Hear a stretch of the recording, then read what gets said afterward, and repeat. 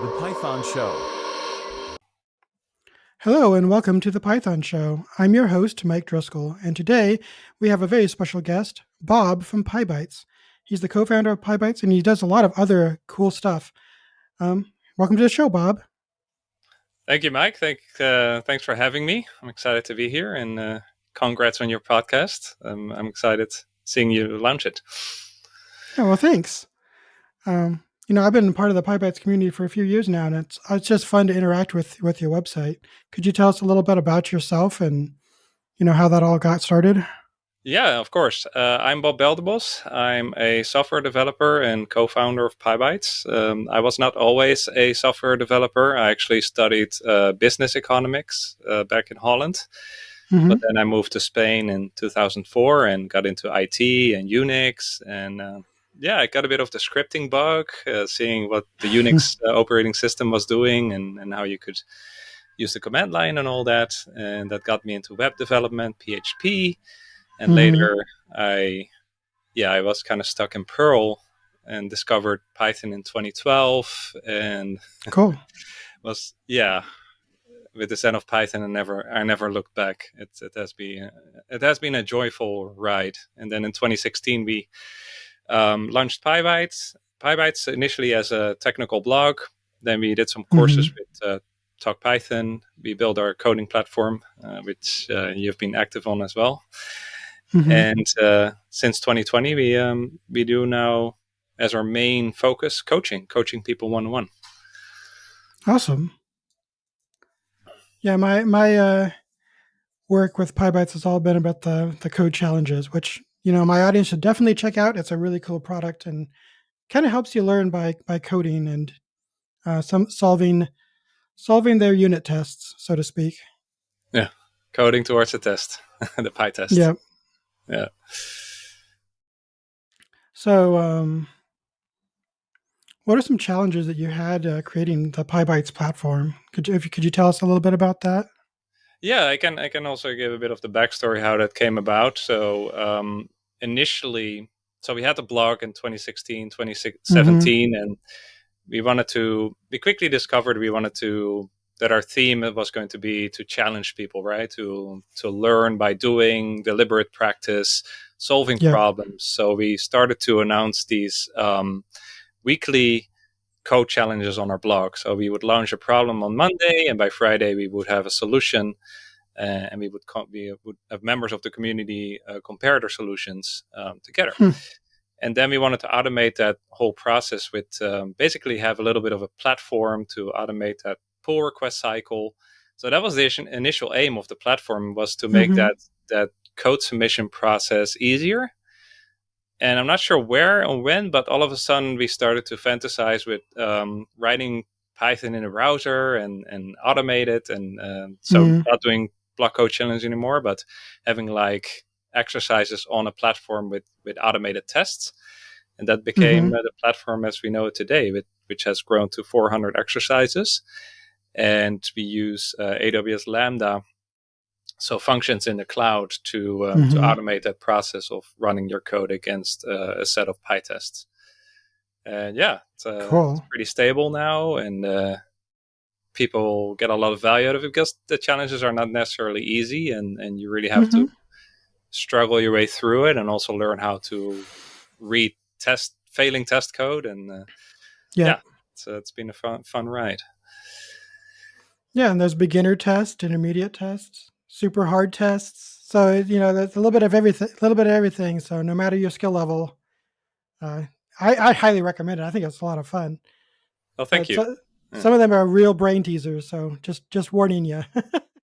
Yeah, there's something for everybody. We go from the most beginner newbie bites where you have to just learn variables to the very nitty gritty regex or bioinformatics niche stuff, Yeah, there's some weird corners that you don't expect to go into on PyBites, and that's kind of what makes it fun. You don't know what the next bite will be. Will it be easy? Will it be a real challenge? Will you even understand the way you end up solving the problem? Yeah. So anyway, It's not just PyBites challenges though. You also have a developer mindset mentoring program. Could you, tell us a little bit about that? Yeah, of course. That started in 2020, right before the pandemic hit, and we Mm-hmm. were just yeah, looking for ways we could have a greater impact, helping people with their developer journey, and it quickly came down to helping people one to one, right, in a coaching capacity. So Mm-hmm. getting on calls, doing pair programming, doing code reviewing, and really guiding them through the whole process because it can be pretty overwhelming, especially as you know, right in our industry. There's a lot Mm-hmm. of imposter syndrome. There's tutorial paralysis, and people tend to consume a lot of resources. But what they actually need to do is build Mm-hmm. stuff, right? Build apps. So we centered the program around building 2 or 3 applications end to end, and yeah, you work with a dedicated coach. Um, Accomplishing that, and it has a double win in the sense that by building bigger things you hit more issues, it's more complex, but you also come out with because we don't provide the projects like a bootcamp. We have you define the client define the projects, so they get to build what they want, what they care Okay. about. So you come out with tangible projects that yeah that are going to be awesome on your portfolio. What do you do if you have a client that doesn't know what they want to build? That's a good question. Yeah, that's ideally they know going in, but we have Mm-hmm. tools, mainly the portfolio assessment, where we really have the client brainstorm what their passions are, the previous experience, and Okay. we also do goal setting. So we definitely help them get to the best possible apps that are in line with their career goals. That's cool. Do you like so as a coach, do you like give advice on like the whole software development life cycle, or you just like give advice like, oh, you need to add some tests here, you don't have good coverage, or this code could be better, you need to refactor it. I mean, how does that work? Yeah, the whole thing, because by Whole building the thing? applications, you're going to learn a lot of core Python. Usually learn a couple of frameworks like Fast API or Django, or maybe something more geared towards data science, data visualization, depending what you want to build. And yeah, as it's a project end to end, you get into testing, documentation, Mm-hmm. CI/CD. Um, People also struggle a lot with Git and GitHub. So Yep.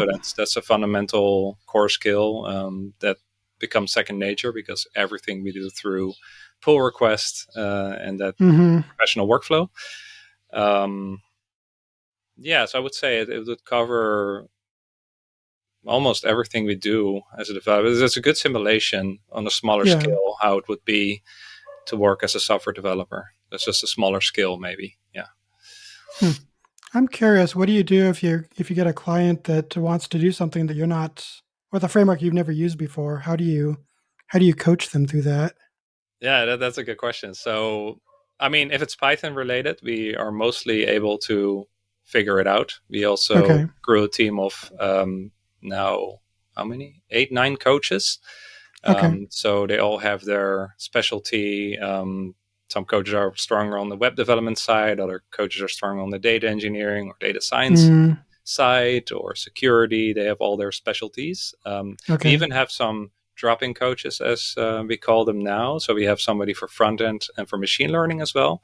So Mm, we're increasing the scope. Um, so if there's a complete new requirement, if it's Python related, I think we can figure it out. And it's even okay. better because then also they see because I'm open about my struggles. So we do a Mm-hmm. weekly code clinic demo session, and this week I had to do an infinite scroll on HTMX, which I got rusty on, and I almost Mm, wanted to give up. But they saw me struggle through it, and that's actually where the best learning for them happens, right? So if it's yeah. Python related and they see us learn it with them, that's fine. If it's something entirely different we cannot do, then yeah, then we need to have a conversation about that, Yeah. Yeah. I like just a know. Vue.js or or something entirely not Python related. Yeah. Yeah. Well, Python just has such a wide variety of different tools and frameworks. I'm like, how do you cover all of those? But sounds like you have a good team, so that's awesome. Yeah, it's also a bit the JIT learning approach we have, like just in time learning. So we, Mm-hmm. we train ourselves on just to look things up as we go, and not to get too much stuck into reading complete books. Or Mm-hmm. we also leverage AI tools. That's definitely a gain, a win. Although Yeah. these tools are nice, but you still have to kind of understand what you're asking. So, but yeah, Yes. it can be challenging.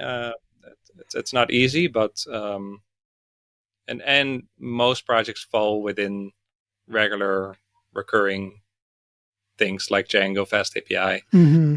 and the usual stuff. Yeah. Yeah, I would expect that. But I was thinking like, you have desktop GUIs, then there's just so many different web frameworks now. And I was like talking to the guy who did Robin. I don't know anyone who does the Robin framework, for example. So That then was it's the like, first time I heard about that on your podcast, actually. Yeah. yeah.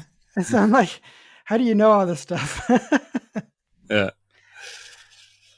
So are there like any surprising topics that you find people struggling with to learn in your mentoring program?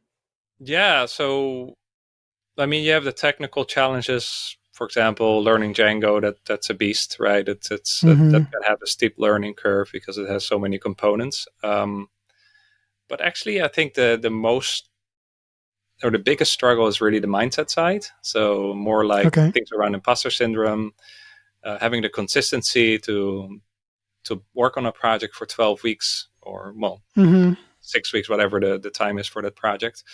Overcoming, yeah, if you get stuck, right, to actually reach out to your coach and really persist through and Mm-hmm. be open to ask questions. So that can be a struggle, right? So that's more like on the soft skill side, I would say.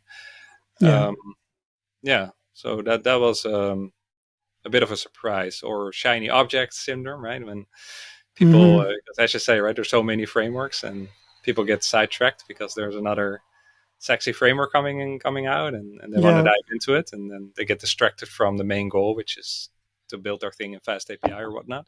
Mm-hmm. Um, yeah, but that's again more. I would bucket that as soft skills or mindset. Yeah. Yeah. I'm a little bit curious since you mentioned that you have specialty coaches. Does that mean that, let's say I'm creating a web framework for some application like Twitter. You might coach me on the Twitter part, but when it comes to securing it, do I switch to the security coach, or There's is there not a one security coach? coach yet. We now have specialties, front end Okay. and machine learning. But yeah, that could become a requirement to have somebody for security or somebody Okay. for building your SaaS product. That could be a very cool option as well for us to add. But so far, we have machine learning or data science and Okay. front end. Yeah. But what I'm getting at is, would you switch? Like, let's say I get the front end done, but then I need some of that data science on the back end to process the data. Would I switch coaches?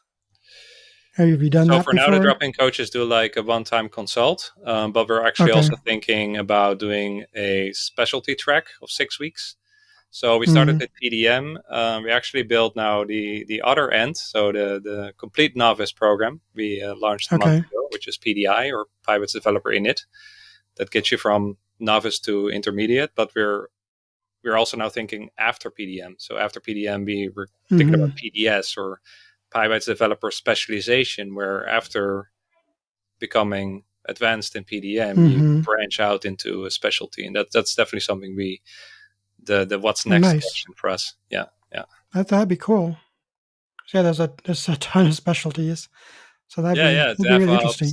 DevOps. Yeah, there's a lot you can do there. Yeah. Security. Yeah. Yeah. System admin, data scientist. What was that one? Machine learning operations, which is like DevOps but for machine learning. Oh, like ML ops. Yeah, Yeah, I just learned about that in the last month, and I'm like, that sounds really cool. yeah. It's never ending. Yeah, yeah, yeah, Yeah, the list just goes on. yeah, yeah. So, you're an entrepreneur. What are some of the life lessons that you've learned for creating all these different businesses? Yeah, that's interesting. I think you have to wear multiple hats. So I still do Mm-hmm. coding, but much less than when I was a full time software developer. So now I'm working with clients. You need to attract new clients, so that's marketing and sales.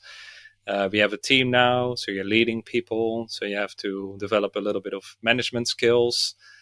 Yep. Yeah, content creation, that has been always there, but it's also kind of a different hat. Mm-hmm. A lot of Mm-hmm. deep work required. Um, so yeah, I think it definitely, if you want to become an entrepreneur, you have to be pretty, yeah, a bit well rounded in the sense that you're not only going to do your favorite thing, which is coding. Uh, actually, it becomes increasingly working with people. Well, you also work with Mm-hmm. people as software developer, but I can totally see those days that you were just sitting in your coding dungeon, right? And yeah, you would interface with people, but you were most of the time coding. You start a Yep. business, it changes, right? It becomes more people, um, different hats, and also a bit of the mindset, right? Like when you have a job, it can be, well, I was going to say pretty stable, but that's not the case anymore. Mm-hmm. Um, but again, with the sales and marketing as an entrepreneur, I feel sometimes you have more responsibilities because again, you not only have to do the work, you also have to bring Mm-hmm. in the clients, etc. Right? So Yeah. those are some lessons. Yeah, maybe you have more specific questions around that. No, I would hope that, once you've got your business cemented, that, word of mouth would help with the marketing so you don't have to do as much of it over time. That's Is true. that okay? And Good. yeah, it is true, and I think it's also very important, especially for coaching, because it's all about relationship building, and Mm-hmm. that's where word of mouth is very important. I wouldn't say that marketing slash content creation becomes less. We're still Yeah. spending a lot of time on that. We're doing the podcast, YouTube, uh, articles less, but still from time to time, a lot of posting, mainly on LinkedIn. Twitter a little less, but yeah, there's Mm-hmm. that's a lot, and you know, right, because you're pretty prolific as well on the. But with posting, Yeah. I'm pretty impressed by that. How much you put out and how you build your following.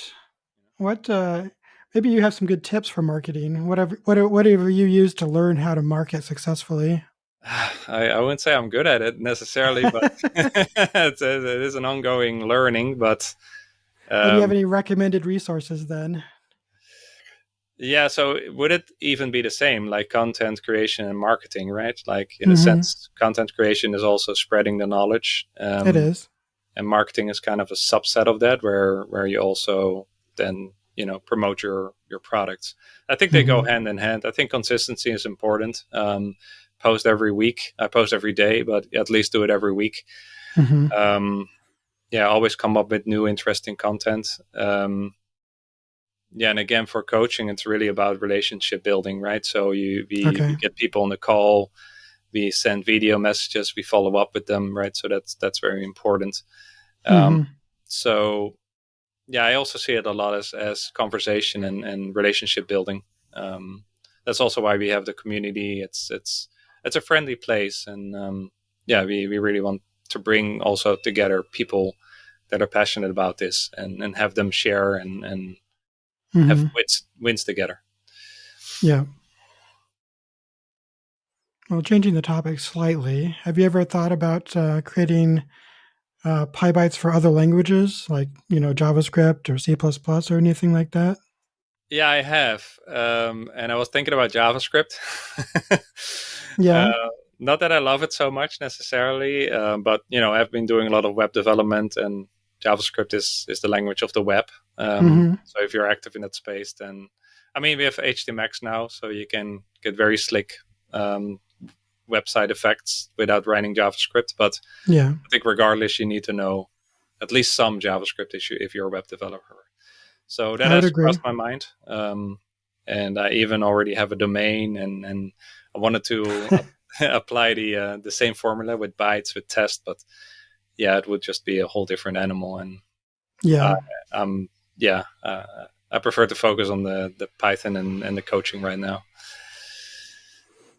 As Yeah. for I don't. Python, it's just Yeah, I really know Python's the way to be, but I was like that'd be really cool to be able to do it in like JavaScript or like Rust. I've heard a lot of good things about Rust, and yeah, that definitely piques my interest as well, with all the developments, with the linter, right? It's yeah, called rough. rough. Yeah, Yep. and what Pydantic is doing, what is that, like 17 time? performance gain with the Mm-hmm. V2 engine. So it's mind blowing, right? Yeah, Rust sounds like a really cool tool to combine with Python. So Yeah, but I heard it's not easy to learn. It's yeah, I've heard it's not terrible. It's not like C++ learning curve, but it's definitely more than Python is. yeah, yeah. I plan to read Rust in Action by McNamara. Seems Mm, to be a very good book. Also introduces you. What's also appealing to me is that what the books at least was stating was that it will also introduce you to more of computing and how the actual machine works. So okay. which is often abstracted away for us with Python. So that could be a nice Yeah. reason, excuse, challenge to also pick up Rust. But yeah, I'm just too busy with Python, coaching Python people, you know?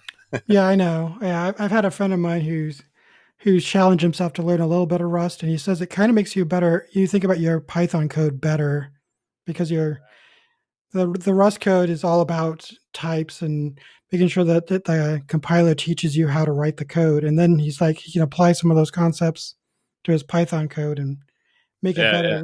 which is why I'm kind of curious about it myself. Yeah, that's a good point. It's similar when you move countries and then you've lived in a different country, you look back on your own country and you see it with a different view, you know? Yeah. So yeah, when you Yep. go to Rust and come back to Python, then you will probably say, I won't write any Python without type hints anymore. Possibly. Or you might hate the typing system and go back Yeah, to or just write say Python. it. Oh, curious. Do you use type hints yourself? For my books, I don't usually do it because it makes the code harder to explain. Um, but in like blog posts, I'll sometimes use it because it does it's weird. Type hints are a weird beast because in one respect you can read the code and you know exactly what's going on because everything's hinted. But in a book format, it's really hard to get it formatted on the page so that it looks nice Mm. because you only have so much width to work with, and you can't like make the page of a book smaller or larger, Yeah, except in an ebook. So you have these wrapping issues that I never think about unless I'm writing a book. And those wrapping issues can make your code completely unreadable if you do it wrong. I've had lots of problems with that. So that's the only reason I don't use it in my books is because it makes the wrapping issues way worse. yeah, interesting. Can Um, black out of formatting help with that? Maybe.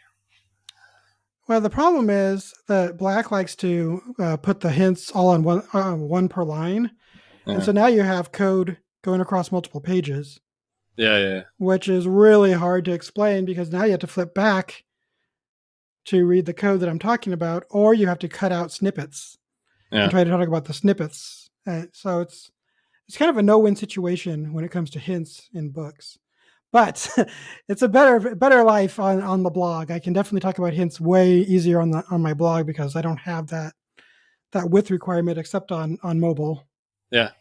So I Interesting. will use it. I will use it in blogs. I'll use it not a ton, but I will use it there, and I'll use it probably in my Substack newsletter a little Hmm. bit, and in real code.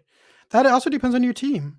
Yeah, Some teams you have a lot of people from other languages like C++ or C or Java, and they expect types, and that'll help them learn the Python better if you use type hinting.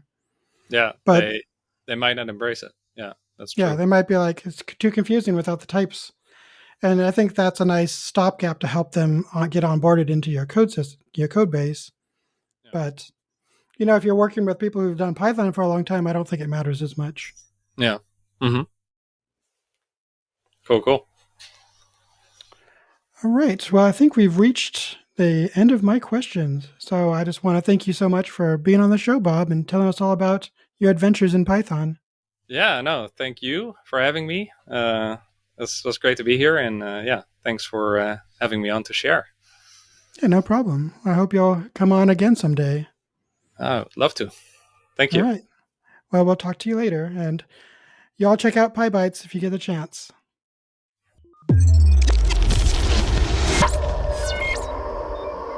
The Python Show.